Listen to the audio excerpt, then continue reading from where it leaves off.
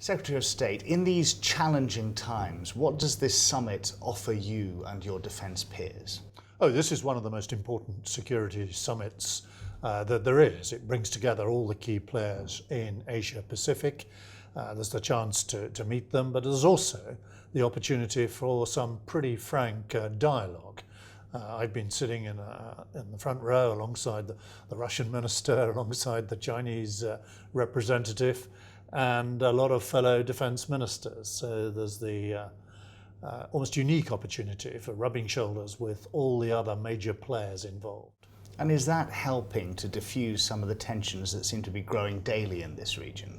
Well, people are being open about the tensions. There's no disguising some of the very real issues here. And indeed, the protagonists are being quite openly challenged, and there's open questioning of the different speakers, and everybody's had their say. Ash Carter spoke for the United States yesterday. Today, China responded. I spoke yesterday, and we're all subject to scrutiny and questioning by everybody else. So it's I find it a very useful dialogue. These issues are put out there on the table, and we have to grapple with them. You talked about the difficulties of making defence policy in challenging times. How are you meeting that challenge then? Well, first, we have designed our defence policy now to be more international than ever before. We used to refer to our alliances and partnerships almost in passing. The big theme of our 5-yearly strategic defence review, which we published just before Christmas, is that we are in Britain now going to be international by design. That we're going to look at each of our alliances and partnerships in different parts of the world and recommit to them. That means recommitting physically in enhancing the bases and deployments and troops and exercises that we carry out, but also in refreshing each of the individual alliances. And here, of course, we have the Five Powers arrangement, whereby we exercise regularly with Singapore, Australia, New Zealand and Malaysia.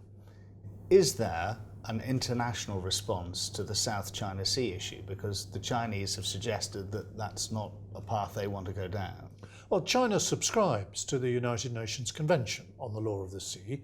China signed that convention many years ago, thus accepting that there are international rules about this, about claims and limits that go with land and sovereignty.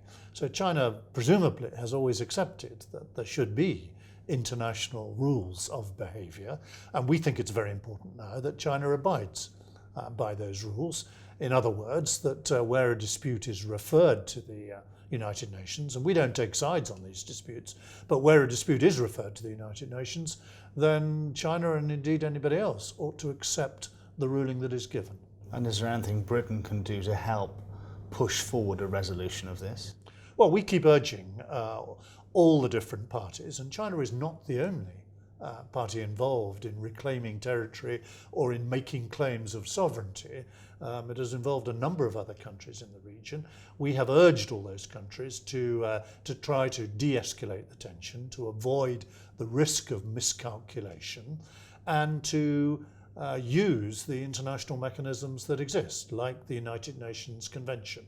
And I think we can play a role in that as an honest broker, as one of the founder members of the United Nations and one of the permanent members of the Security Council. Secretary of State, thank you for your time.